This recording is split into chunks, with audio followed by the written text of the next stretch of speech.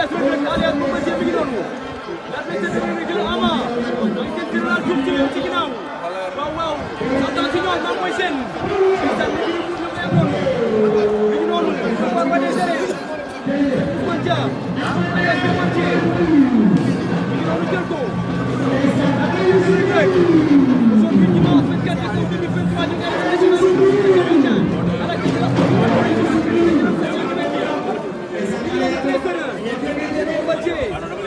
l'ancien roi des arènes.